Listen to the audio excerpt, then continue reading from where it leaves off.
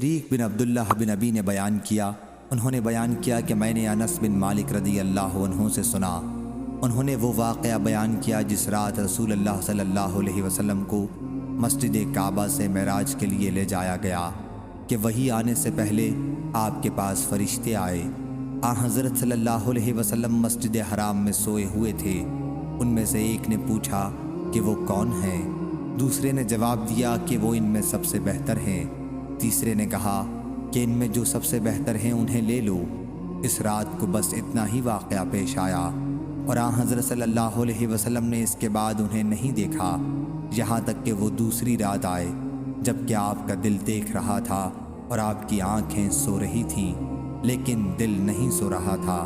انبیاء کا یہی حال ہوتا ہے، ان کی آنکھیں سوتی ہیں لیکن ان کے دل نہیں سوتے۔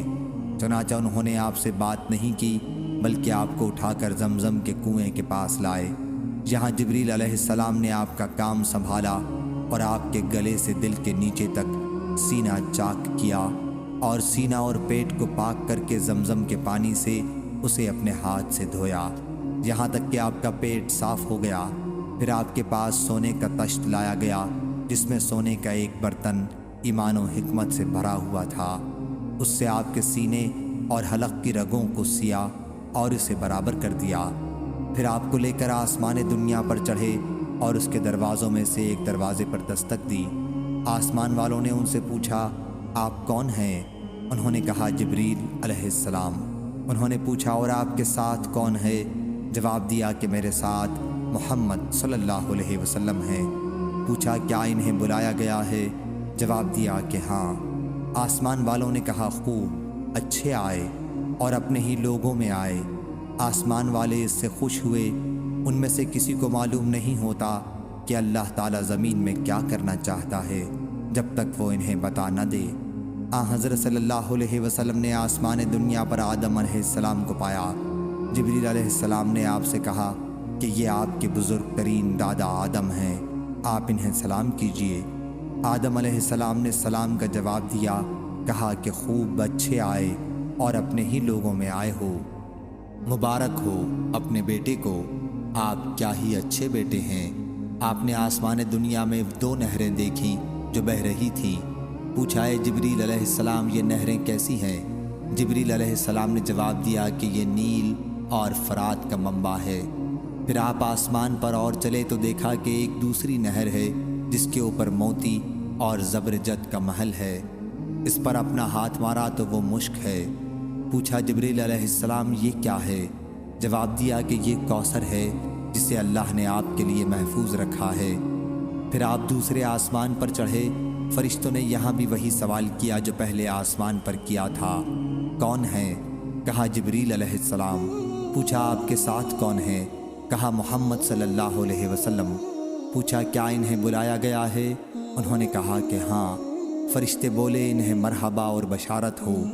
پھر آپ کو لے کر تیسرے آسمان پر چڑھے اور یہاں بھی وہی سوال کیا جو پہلے اور دوسرے آسمان پر کیا تھا۔ پھر چوتھے پر لے کر چڑھے اور یہاں بھی وہی سوال کیا۔ پھر 5ویں آسمان پر آپ کو لے کر چڑھے اور یہاں بھی وہی سوال کیا۔ پھر 6ٹھے آسمان پر آپ کو لے کر چڑھے اور یہاں بھی وہی سوال کیا۔ پھر آپ کو لے کر 7ویں آسمان پر چڑھے اور یہاں بھی وہی سوال کیا۔ ہر آسمان پر انبیاء ہیں جن کے نام آپ نے لیے۔ مجھے یہ یاد ہے کہ ادریس علیہ السلام دوسرے آسمان پر، ہارون چوتھے آسمان پر اور دوسرے نبی 5ویں آسمان پر جن کے نام مجھے یاد نہیں، اور ابراہیم علیہ السلام 6ٹھے آسمان پر اور موسیٰ علیہ السلام 7ویں آسمان پر۔ یہ انہیں اللہ تعالیٰ نے شرف ہم کلامی کی وجہ سے فضیلت ملی تھی۔ موسیٰ علیہ السلام نے کہا میرے رب، میرا خیال نہیں تھا کہ کسی کو مجھ سے بڑھایا جائے گا۔ پھر جبریل علیہ السلام انہیں لے کر اس سے بھی اوپر گئے جس کا علم اللہ کے سوا اور کسی کو نہیں، یہاں تک کہ آپ کو سدرۃ المنتہا پر لے کر آئے اور رب العزت تبارک و تعالیٰ قریب ہوئے، اور اتنے قریب جیسے کمان کے دونوں کنارے یا اس سے بھی قریب۔ پھر اللہ نے اور دوسری باتوں کے ساتھ آپ کی امت پر دن اور رات میں 50 نمازوں کی بھی وحی کی۔ پھر آپ اترے اور جب موسیٰ علیہ السلام کے پاس پہنچے تو انہوں نے آپ کو روک لیا اور پوچھا اے محمد صلی اللہ علیہ وسلم آپ کے رب نے آپ سے کیا عہد لیا ہے؟ فرمایا کہ میرے رب نے مجھ سے دن اور رات میں 50 نمازوں کا عہد لیا ہے۔ موسیٰ علیہ السلام نے فرمایا کہ آپ کی امت میں اس کی طاقت نہیں، واپس جائیے اور اپنی امت کی طرف سے کمی کی درخواست کیجیے۔ چنانچہ حضرت صلی اللہ علیہ وسلم جبریل علیہ السلام کی طرف متوجہ ہوئے اور انہوں نے بھی اشارہ کیا کہ ہاں اگر چاہیں تو بہتر ہے۔ چنانچہ آپ پھر انہیں لے کر اللہ تعالیٰ کی بارگاہ میں حاضر ہوئے اور اپنے مقام پر کھڑے ہو کر عرض کیا، اے رب ہم سے کمی کر دے کیونکہ میری امت اس کی طاقت نہیں رکھتی۔ چنانچہ اللہ تعالیٰ نے 10 نمازوں کی کمی کر دی۔ پھر آپ موسیٰ علیہ السلام کے پاس آئے تو انہوں نے آپ کو روکا۔ موسیٰ علیہ السلام آپ صلی اللہ علیہ وسلم کو اسی طرح برابر اللہ رب العزت کے پاس واپس کرتے رہے یہاں تک کہ 5 نمازیں ہو گئیں۔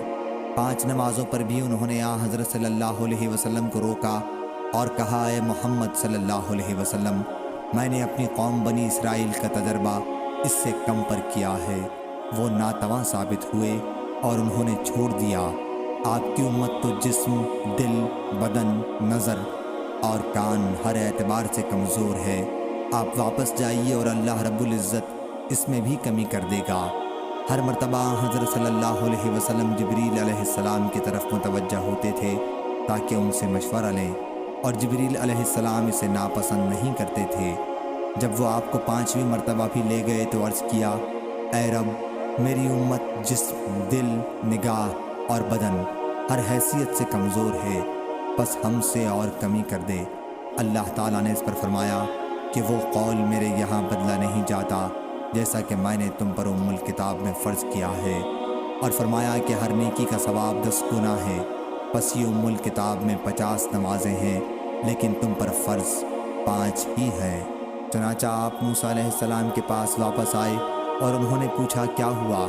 آپ نے کہا کہ ہم سے یہ تخفیف کی کہ ہر نیکی کے بدلے 10 کا ثواب ملے گا۔ موسیٰ علیہ السلام نے کہا کہ میں نے بنی اسرائیل کو اس سے کم پر آزمایا ہے اور انہوں نے چھوڑ دیا، بس آپ واپس جائیے اور مزید کمی کرائیے۔ حضرت صلی اللہ علیہ وسلم نے اس پر کہا، اے موسیٰ، واللہ مجھے اپنے رب سے اب شرم آتی ہے کیونکہ بار بار آ جا چکا ہوں۔ انہوں نے کہا کہ پھر اللہ کا نام لے کر اتر جاؤ۔ پھر جب آپ بیدار ہوئے تو مسجد حرام میں تھے کہ جاگ اٹھے۔ جاگ اٹھنے سے یہ مراد ہے کہ وہ حالت معراج کی جاتی رہی اور آپ اپنی حالت میں آ گئے۔ صحیح بخاری حدیث نمبر 7517۔